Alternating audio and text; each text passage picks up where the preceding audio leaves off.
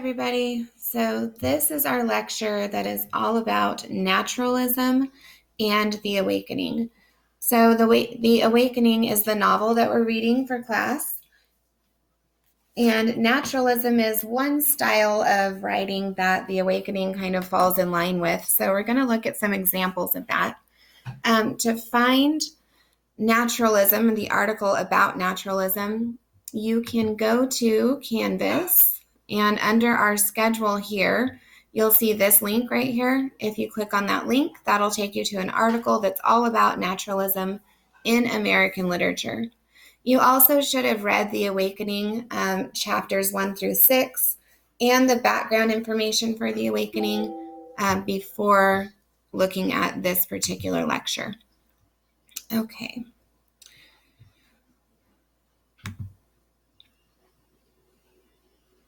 Sorry, my computer's going a little bit slow today when I'm recording this. Okay. So naturalism in the Awakening. First of all, let's start with what naturalism is. It's a type of writing that often looks at characters as natural beasts, right? So people, according to this view, are basically governed by instinct, heredity, and their environment. So naturalism looks at how characters behave in relation to those things because our environments and our heredity tend to put some specific expectations on us as individuals. And sometimes those things are at odds, right? Like maybe you're expected to take over the family business, but you wanted to go and do something else instead. So naturalism looks at that kind of stuff. It also often looks at characters' inner struggles with things like lust, greed, and other taboo subjects. Naturalist writers also didn't feel like we should necessarily judge people, morally speaking, based on these kind of struggles that they were having, because they felt like their instincts, right, were all just animals, natural beasts. So it's natural to have those instincts. And so instead, they're interested at looking at those deeper issues at hand, such as, why does our heredity, impose these expectations on us? Or why does our environment impose certain expectations on us? So they wanted to really question those issues rather than, make a judgment about whether the characters who are struggling with those things are necessarily good or bad people. Some common themes that you might come across in naturalism. One is the brute within. So that's competing emotions or warring forces within individuals. And then they also looked often at the effect of different things on individuals, such as nature, heredity, the environment, like the physical environment around you. And then also there's generally a lot of looking at the universe and how powerful that is compared to maybe an individual sense of free will. So naturalism in the Awakening. We see this come into play because of heredity and environment. So many of the characters in the Awakening come from upper class families, and they're from the South, specifically from Creole culture. So all of these different things, being from the upper class, being from the South, being from the Creole culture, they each have their own sets of rigid social and gender-based expectations. So for example, for men, they need to get married, provide financial stability. They're expected to always be in control of things around them, be in control of themselves, their household, and so on. They're expected to not show emotions, but flirtation and dalliances, like, flirting with girls or, maybe having somebody on the side would have been seen as fine, but specifically only for men. Women, on the other hand, were also expected to get married, but they were expected to provide a happy home, respect their husband without question, raise their children, and remain devoted to their husband only. So no flirting, no dalliances.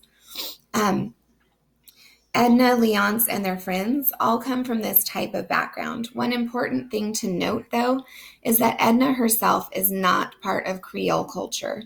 And in Creole culture, it's a lot more acceptable for men to do things like, have flirtations or dalliances on the side. And it was a lot more acceptable to talk about things that were considered more taboo in Edna's culture, which was more conservative and more from the South. So keep that in mind as well. So if we are to look at some expectations that we see in the awakening, one of the things that we can clearly see, even from the very beginning of the novel, is gender roles. So if we look at the gender roles, which are expected for women in this column here, so remember that gender roles are just sort of things that a society says a particular gender should do.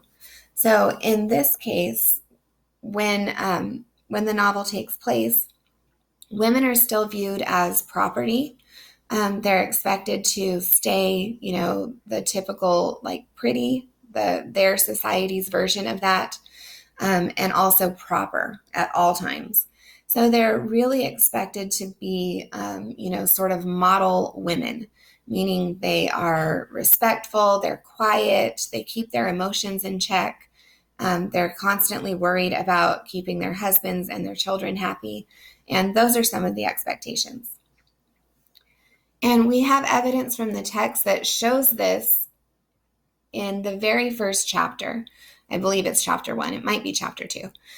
So this is right when we first meet Edna, who is our main character. And as she comes in from the beach, her husband, whose name is Leonce, is displeased. And he says, "What folly, to bathe at such an hour in the heat. You are burnt beyond recognition." He added, looking at his wife as one looks at a valuable piece of personal property which has suffered some damage. So the significance of this is that it shows us how upset Leonce is with Edna, and he's upset just because she's gone out onto the beach at a time of day that he disagrees with. So they're on vacation. They are vacationing for the summer at like a beach house, kind of like a beach resort. So everyone's going to the beach, right? But she goes out at a time when he's worried that she might, get a sunburn. Apparently she's burnt beyond recognition, and he's clearly, dramatizing that a bit. But he doesn't seem concerned for her safety or her happiness, right? He's more upset that she's sunburnt. And that's not because he's worried for her, but because he doesn't want her damaged, since he seems to view her as property that should remain in good condition. So all of this shows us how he expects her to be a wife first and a person second, because her job should be to stay pretty and to stay proper and to, only be concerned with where he is and what he's doing, and to not go out and do things that are silly, like go have fun at the beach with her friends when she wants to.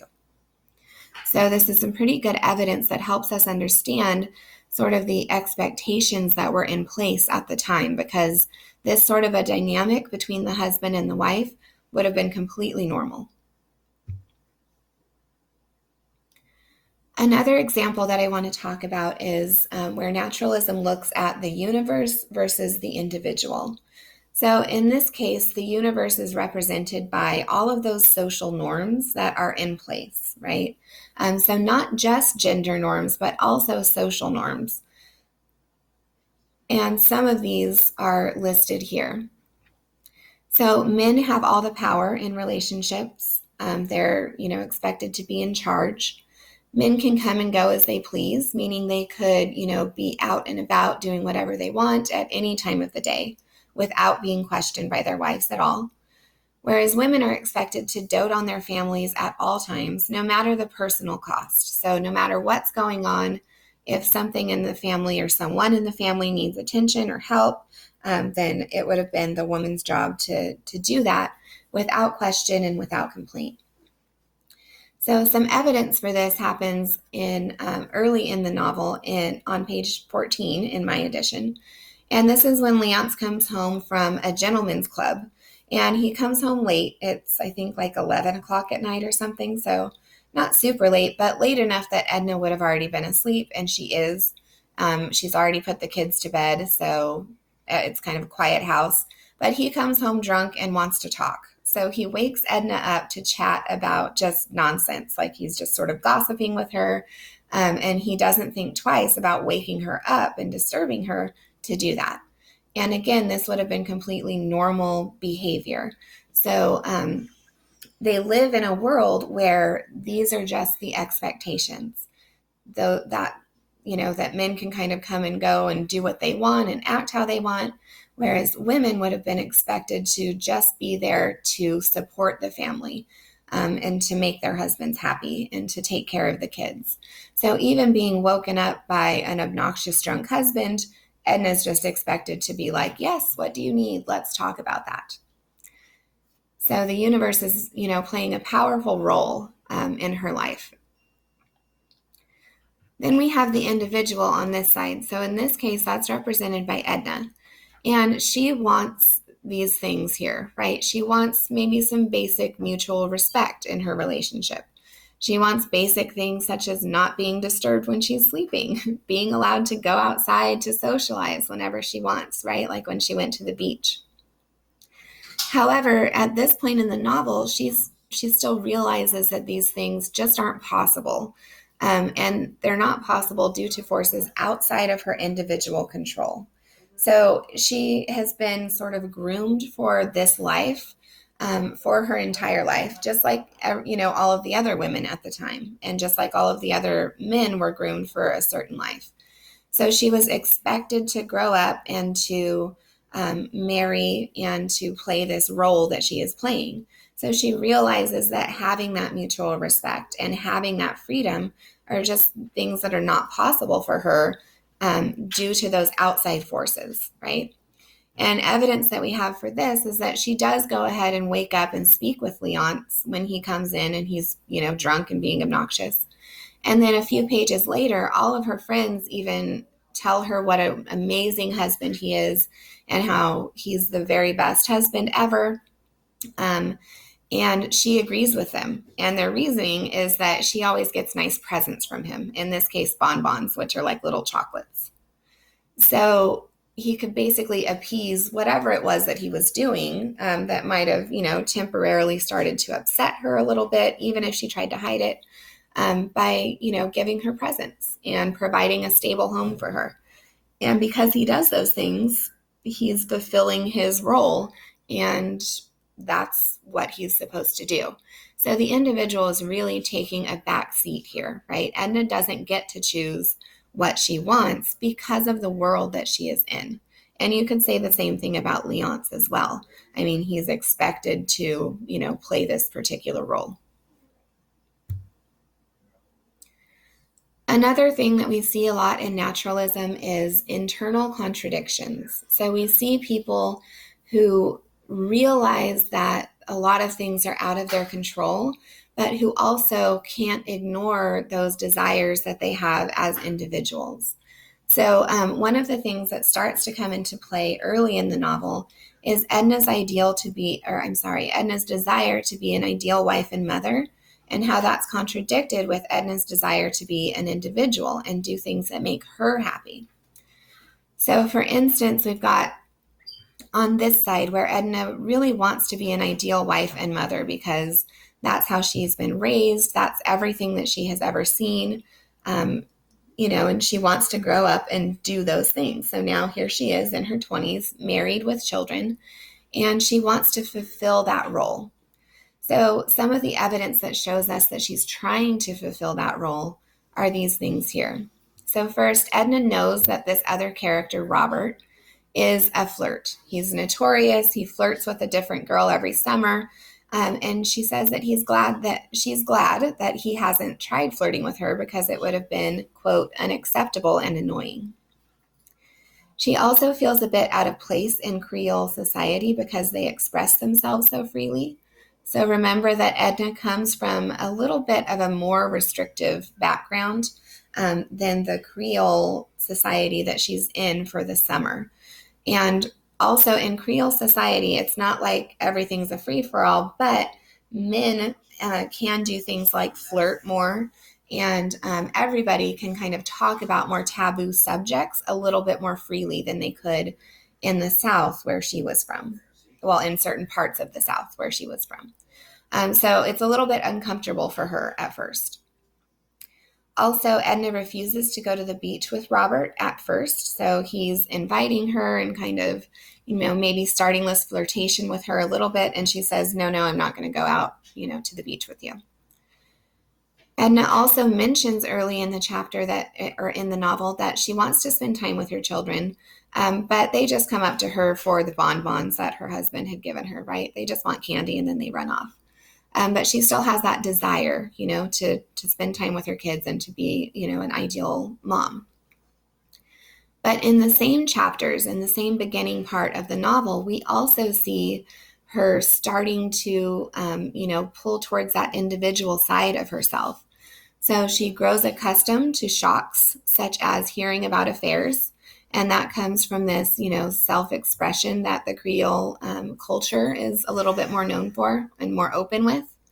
So instead of being completely shocked by them and like appalled, now she's kind of getting used to, oh, this is interesting to hear about this kind of gossip, right? She also feels contradictory impulses which impel her. So this means that inside of herself, she's starting to, feel this pull to be an individual and to figure out who she is besides being a wife and a mother, and to maybe do things that make her happy. So she's starting to notice those things. She's also beginning to realize her position in the universe as a human being. So we have to remember that this book was written a long time ago. This takes place in, the 19th century. And at that time, especially for women, they really did go from being just, a daughter and, being groomed in that way to be the ideal daughter who behaves and does what the parents say and gets maybe a good education if she was wealthy and that kind of thing. And then once she's of age, then she goes into being a wife and a mother right away. So there was never really a time for her to, be young and explore what she wanted to do and find things that made her happy. It was always about fulfilling different roles, whether that was being an ideal daughter or being an ideal wife and mother. So now at this point, though, she's starting to realize that she's, an individual and she wants to do different things. And she's starting to feel those, kind of impulses to go and explore that stuff. Okay, so a quick recap, Naturalism in the Awakening. As you continue reading, look for places where individuals are having those internal battles, right? And this is going to be happening a lot with Edna, as we can see. Also, pay attention to the conflict created by being an individual in a world where there are so many expectations placed upon you as an individual. And this happens for lots of characters, not just Edna. So every individual has all of these expectations that they're sort of struggling with. And then remember that according to naturalism, we shouldn't judge people for giving into those basic primal instincts to, want to be an individual and want to feel satisfied and happy as an individual.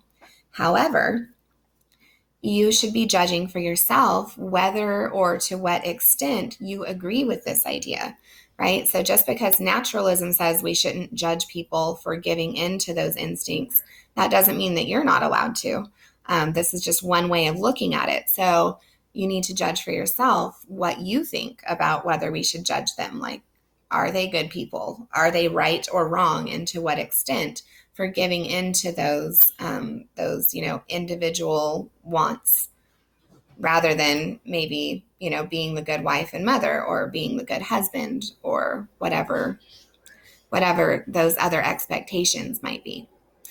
Okay, so keep those things in mind as we continue reading. As always, talk to your groups, talk to a tutor, or talk to me if you get stuck and need